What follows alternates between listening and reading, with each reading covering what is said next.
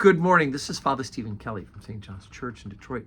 We continue our series of daily morning meditations, where we generally look at one or another of the lessons that are assigned for morning or evening prayer, what is known as the daily office lectionary. Today's Thursday.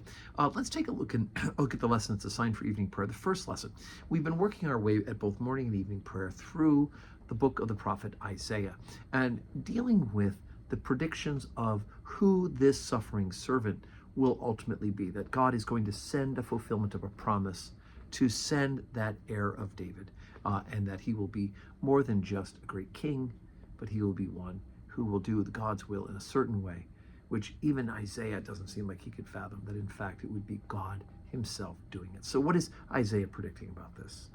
Chapter 42, beginning at verse 1. Behold my servant, whom I uphold, mine elect, in whom my soul delighteth. I have put my spirit upon him, he shall bring forth judgment to the Gentiles. He shall not cry nor lift up, nor cause his voice to be heard in the street. A bruised reed shall he not break, and the smoking flax he shall not quench. He shall bring forth judgment unto truth. He shall not fail nor be discouraged, till he have set judgment in the earth, and the isles shall wait for his law. Thus saith God the Lord, he that created the heavens and stretched them out, he that spread forth the earth, that which cometh out of it, he that giveth breath unto the people upon it, and spirit to them that walk therein.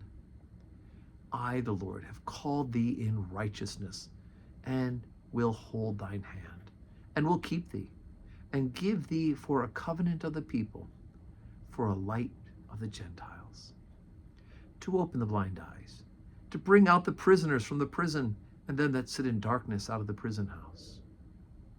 I am the Lord, that is my name, and my glory will I not give to another, neither my praise to graven image. Behold, the former things are come to pass, and new things do I declare. Therefore they spring forth, I tell you of them. Okay, so it starts out talking about, behold my servant, right? So this could be any number of, maybe a future prophet, right? But then he even goes deeper and deeper, says, I'll put my spirit upon him. Well, that happens with the prophets, right? And bring forth judgment to the Gentiles. Again, a prophetic message.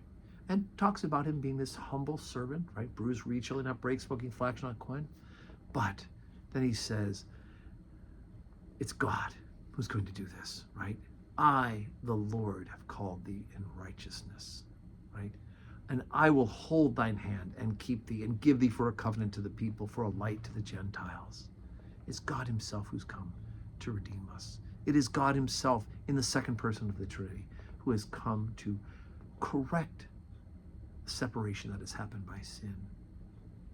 And as we heard Jesus proclaim in the temple, in the synagogue, right, to open the blind eyes, to bring prisoners out of the prison, and then that sit in darkness of the prison house, right? And Jesus closed the scroll and says, behold, this is fulfilled in your ears. He, Jesus, is the Lord, right? And we hear in verse 8, I am the Lord, that is my name, and my glory will not give to another, neither my praise to graven images. The glory is Jesus Christ, God himself. So today's Thursday, 10:30 Holy Communion. We'll have benediction right afterwards, and 4 o'clock evening prayer. I hope you can join us in person or join us on the live stream, worship with us, and glorify God, and let us pray for one another. And may God grant you a Thursday that is full of blessings.